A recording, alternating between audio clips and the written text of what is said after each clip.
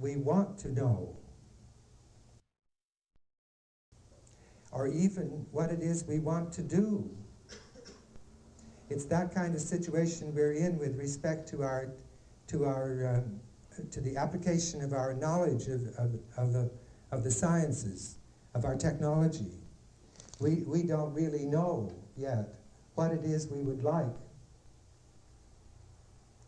to have in the world. We go on thinking that we want oil, for instance. We ought to know, we're being told constantly in a variety of ways, that we oughtn't to have oil.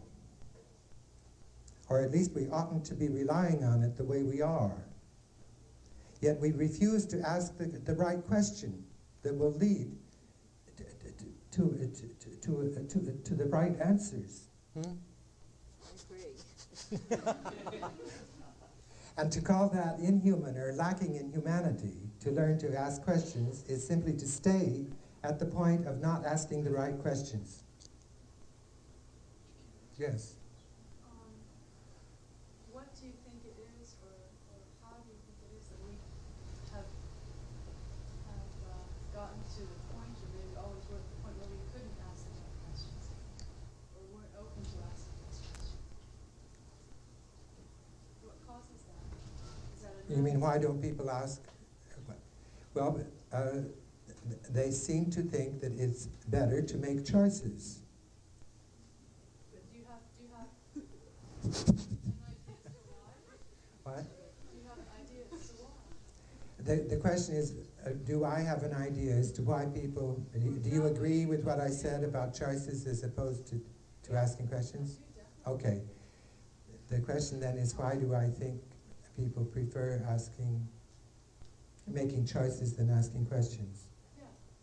Because you can never get away from making choices. You'll never be free from making choices. I think you can be. You can become freer at any rate, and you can become more open. You see, if you make choices, don't you think that you will make the right choice rather than the wrong one?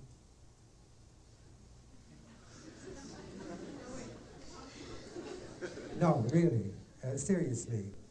If between, say you're concerned with beauty, wouldn't you choose what was beautiful rather than what was ugly? Okay? Then your notion of beauty will remain what it was. Right, exactly. So you won't move at all. You'll stay just where you were. Yes, I understand. But by asking questions, you will change. Yeah, you will grow. So it's Right. bad to be stagnant. You always have Right. to grow and move. And At any rate, No, but I went away from. what's your question? Well, my question was if you had any theory or as to why it was that we worked that way, as opposed to working the way of asking questions. When I was studying with Suzuki, he drew a circle on the blackboard. It was more like an egg shape. And halfway up the left side, he put two parallel lines. And he said, this is the ego. And he said, the whole thing is the structure of the mind. And he said, the ego has the capacity of cutting itself off from its experience, whether it comes to it from the outer world through the senses, or whether it comes from the inner world through the dreams. The ego can still protect itself and cut itself off, or it can become open to that other world. And he said what Zen would like is that we go full circle. Seeing this notion of going full circle and knowing that the practice in the Orient is to sit square-legged and go in, I decided to establish disciplines that would do, so to speak, the same thing, that is to say, not rely on the ego, but open it up, but instead of going in, would go out. So I made these disciplines that free the work from the things that characterize the ego, which are taste, memory, etc., likes and dislikes.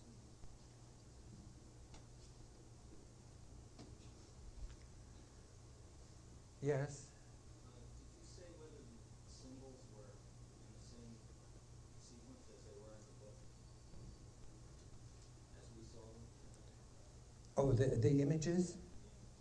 No, they're not in the sequence that they were in the book, nor are they nor were they a chance-determined selection.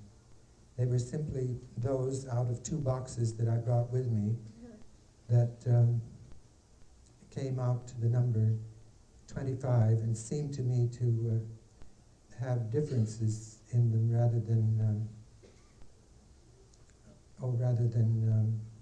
referring one to another. Thoreau made about, I think it's between 800 and 900 drawings that are in the journal. And he saved paper by either making the sketches over his handwriting or having made them to write over them. So that when the journals were published in the early 20th century, an artist had to be employed to copy the drawings, to extract them, so to speak, from the manuscript.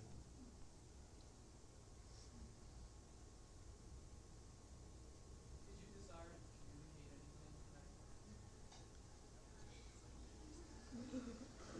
anything? I think in this discussion period that I'm making every effort to answer your questions. And so I desire, so to speak, to answer your questions. But when I was reading the text, which I had written, I had neither in the reading nor in the writing of it any intention other than to do what I described that I was doing, which is to make a text that was non-syntactical and that had simply syllables and letters in it, a mix with silences. And I see everywhere around me the bad effects of language making sense.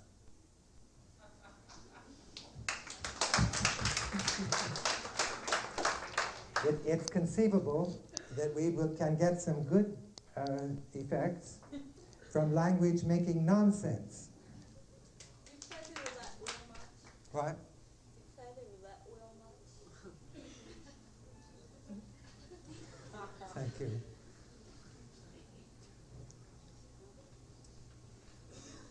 Man's sensitivity to sound will evolve to the point where sound at some time will be more important than language as such. No, I think, again, coming back to that, those divisions of Indian thinking, there are occasions when making sense is essential,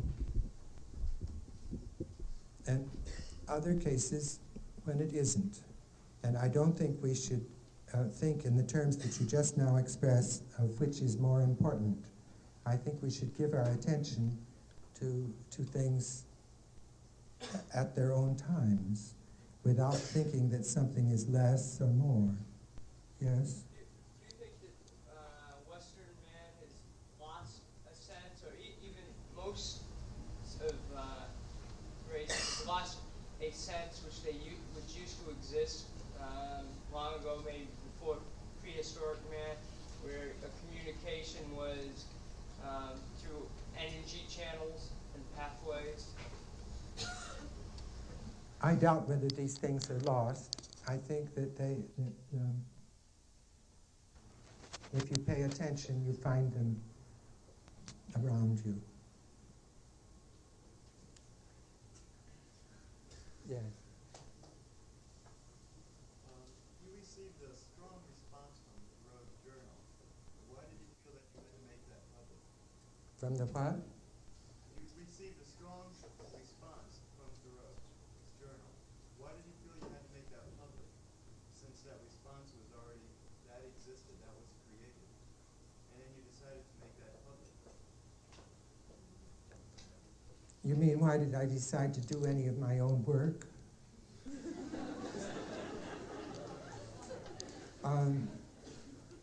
You may have struck a soft point, I don't know.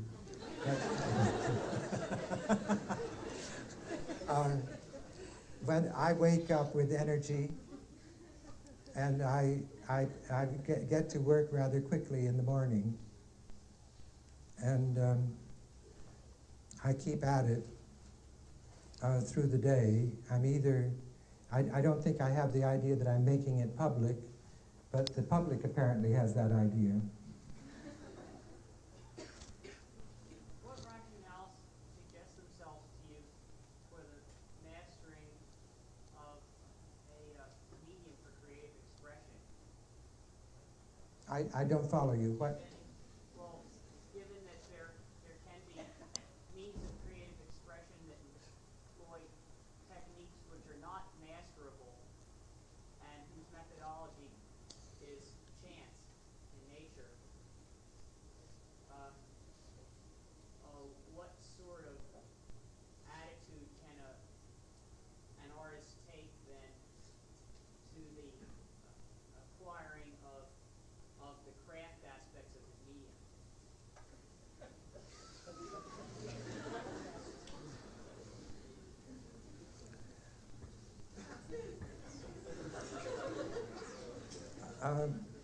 I think we're dealing not so much with what you call the craft aspects of your medium as we are dealing with the mind. I'm convinced of that. And that it's the mind, that the structure of which I just described in Suzuki's terms, that either can become open or remains closed. I never saw one of his classes, but I did know Mark Tobey. And one of the ways he had of teaching painting, drawing, was by having the students sit around a still life, and when he asked them whether they'd seen it sufficiently so that they could close their eyes and remember it, when they all said yes, then he sent them to the walls where he had put, where there wasn't a blackboard, but where he had put paper. And he obliged them to stand at the wall with their toes and their nose touching it, and didn't permit them to remove either the nose or the toes, and to take a charcoal and to draw what they had seen. What happened then was that the mind was put out of control, and what did you call it? The craft aspects of the medium, they came into charge. And each one of them made actually a beautiful drawing that was free of that self-concern. And that's why the craft aspects, the charcoal became charcoal. What disappeared is what was involved in your question of perhaps of what you call humanity. But from a Buddhist point of view, it might be that when that humanity disappeared, humanity appeared.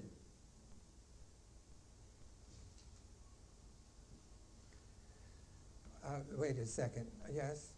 How do you reflect now on the paintings of Franz Klein? He would begin with his telephone book drawings, which were free, open. There was no association, as far as we know, within the drawings. Then he would transcribe them onto canvas with paint. And by the time he had finished the process, he attributed to them a sense of place. Often towns in Pennsylvania, the Delaware River area, places he had been and with which he felt very close earlier in his life. How do you reflect on that process that he went through, beginning with a very pure process of pure gesture and ending up with a process by which he came out with something which was much more structured in a psychological sense? And I remember I never was aware of those memories and psychological associations. Were they in the titles? Our titles like Hazelton and Delaware Water Right, Gap. right. Well, then that's simply the effect of having to find a title and his solution of that problem. I understand, however, I don't think that he would. what I read, he actually associated the paintings with those places. No, that's true. And people, after they make such paintings, sometimes see eyes in them. And when I just went to the de Kooning show, it occurred to me that the reason he painted figures was in order to be sure that that what might have looked like a figure wasn't not named. You know what I mean? I mean, he got away from the problem of finding figures in an abstraction by saying there are figures there.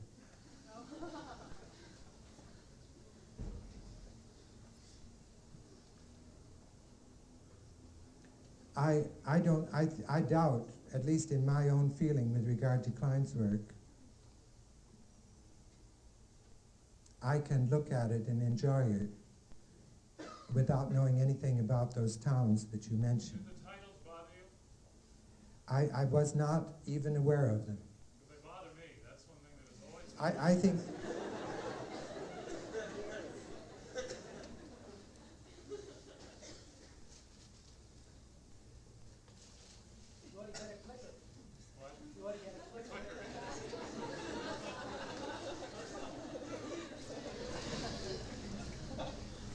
I think that the problem of, or the activity of giving things titles is a problem for some people. Do you think it should be able to stand on its own without anything, without any words? I think it varies according to the situation. There are some artists whose titles are essential, don't you think? Yeah. And some who obviously had a problem and left the work, so to speak, and just pinned the title on. How did you title your piece? What? How did you title your piece that you just heard? I called it Empty Words. Yes, but how did you choose that? I went to see a man in Oberlin who taught Chinese language, William McNaughton. And he explained to me that the ancient Chinese language had full words and empty words. And when I heard him say empty words, a bell rang.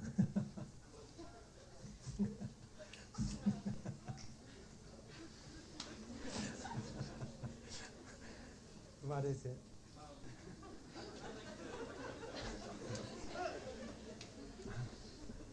I'd like to know a little bit more of what you mean by making sense.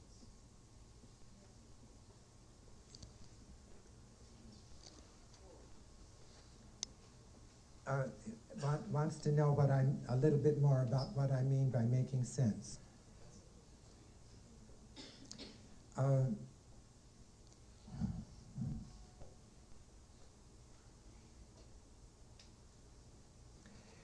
When you have the word tree,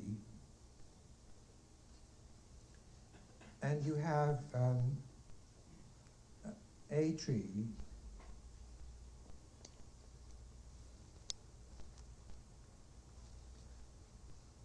and when you think of the word tree as referring to the tree, then the word is making sense. But when you have the word tree and are content with it, without its referring to the tree,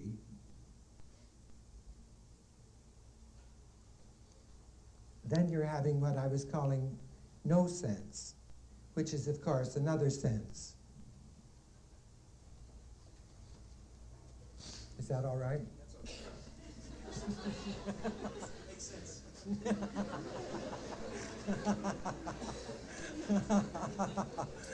Oh.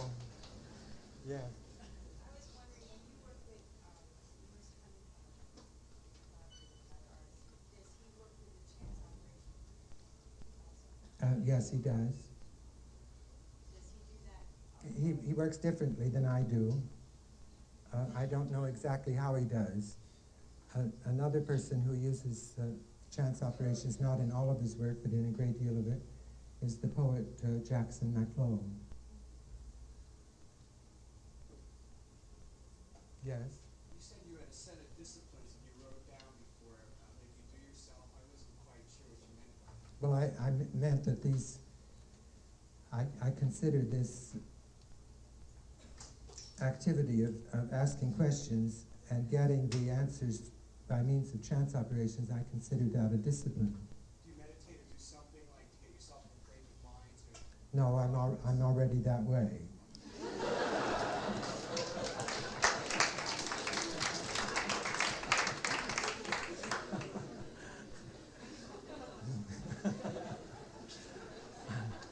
Yeah.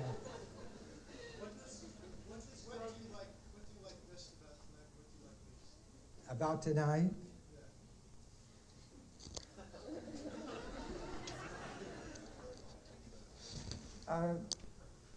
I'm not inclined, as you could tell from the drift of this conversation, I'm not inclined to want to answer that question.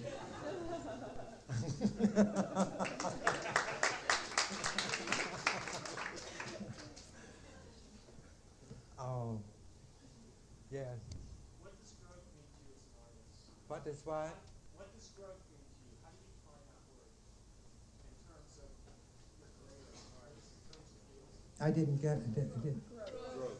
What does growth mean to me?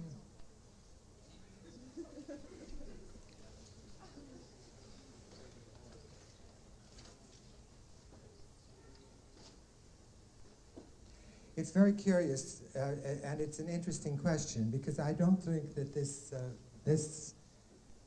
business of changing that is implicit in the notion of growth leaves us. At least I hope it doesn't.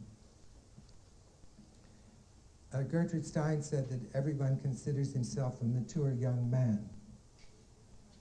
And I go on thinking that I have things to discover that I haven't discovered.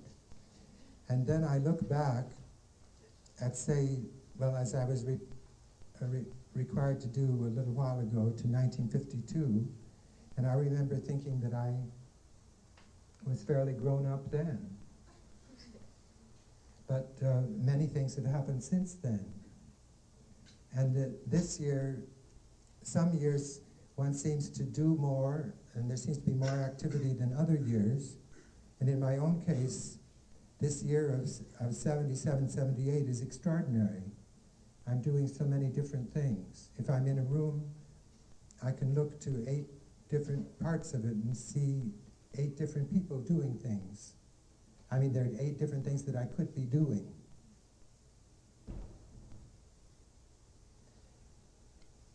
And I don't see, in the nature of that living, there's nothing but going on growing. There is, of course, death coming, but it's not in opposition to the growing. It could still be part of it. Well, it's more apt to be a break in it.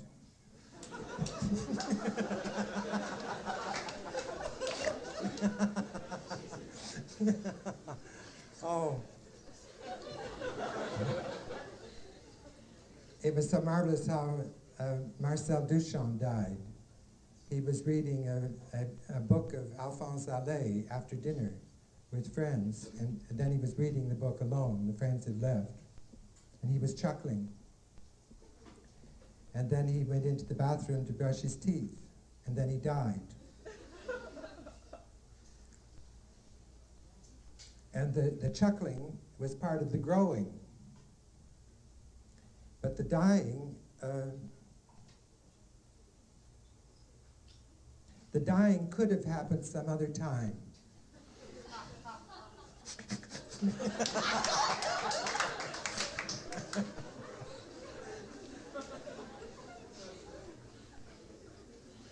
What? Do you ever answer a question no, or I don't know?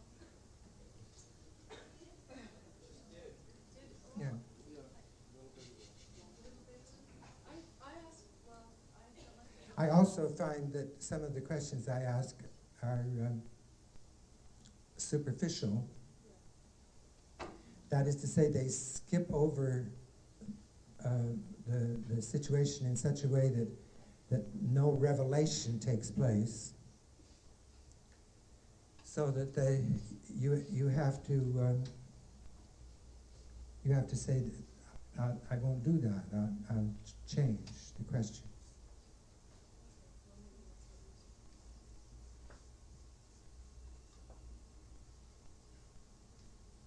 I was curious about your, non-syntactic language as compared to the stage in human development before language happened, prototaxic stage of human development. Do you have any comparison or things you ever thought about language?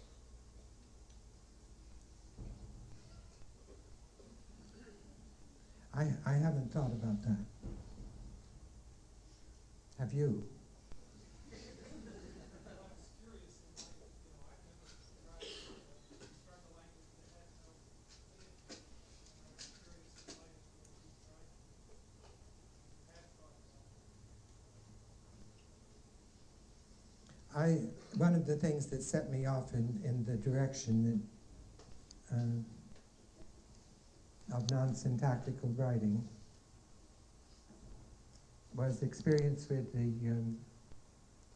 with Japanese haiku poetry.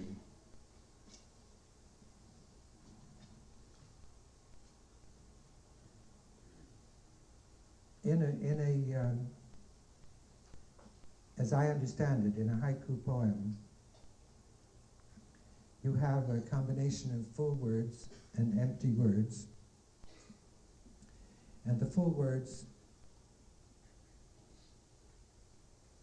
are so full that they are either nouns or verbs or adjectives or adverbs, and it's not clear what they are.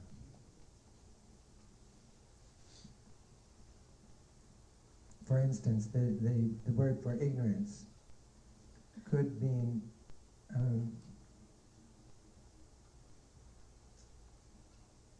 unknown.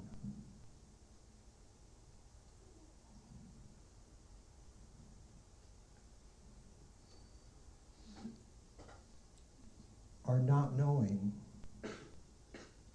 so that a combination of such words floats and only takes a form when it is given that form in the reader or the listener.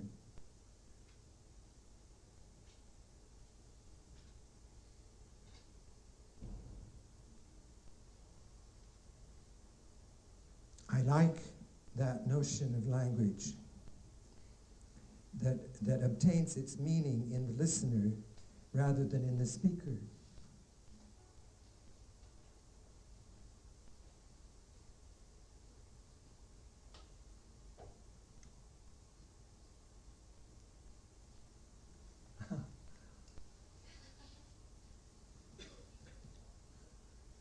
you have any thoughts about this way of composition in relation to other forms of the About this in relation to others? Yeah. Well, that's again a question like which is more important. When you ask a question about relations, then what you will get if the question gets answered is you'll get one thing rather than the two that you might have had.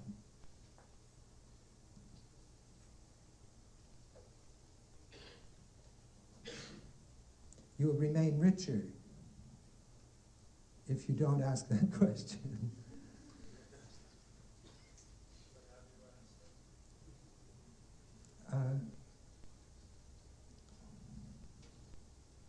I don't think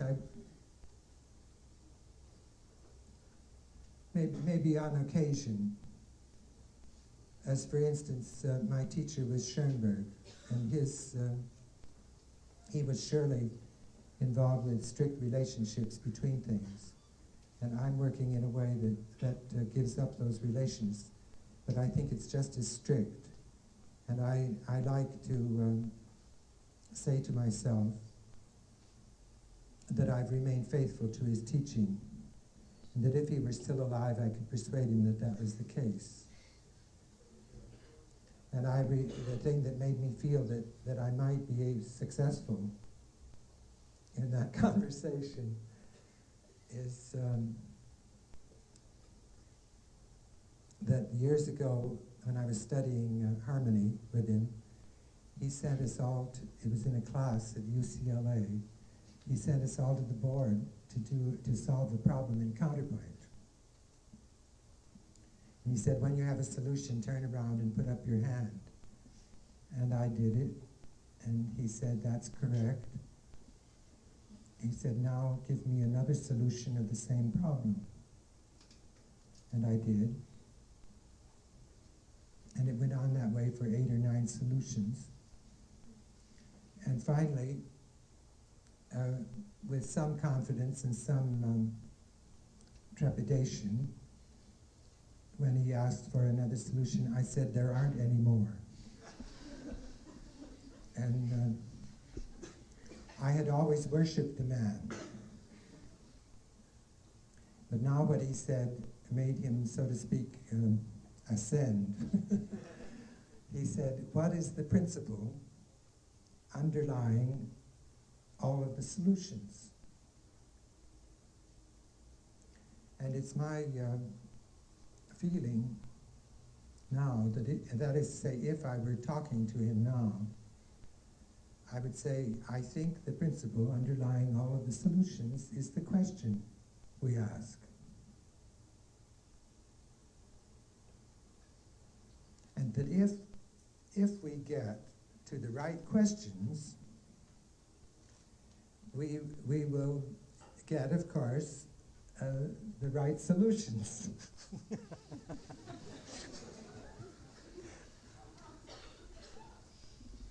But if we persist in asking superficial questions that have only to do with titillating the ego, then we'll go on having the miserable kind of situation that we're in.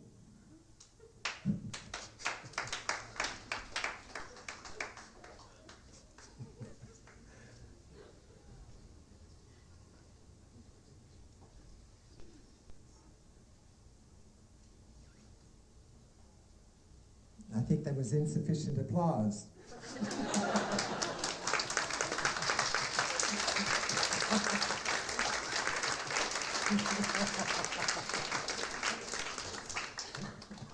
That was the right question.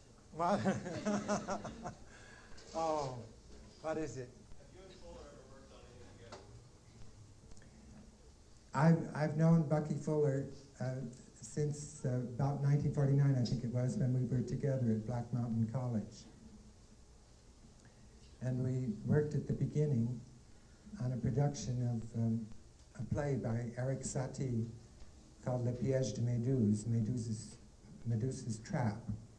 And Bucky Fuller was the Baron Méduse.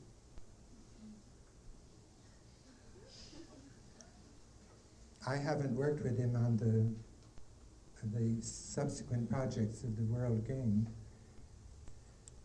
but I'm devoted to him.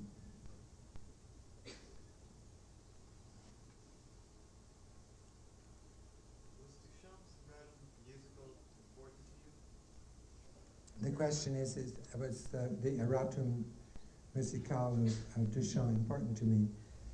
It is, of course, and when I became involved with the chance operations and saw Marcel Duchamp in Venice, I said, "Oh, Marcel, you did all of this practically the year I was born." And he chuckled and said, "I must have been 50 years ahead of my time."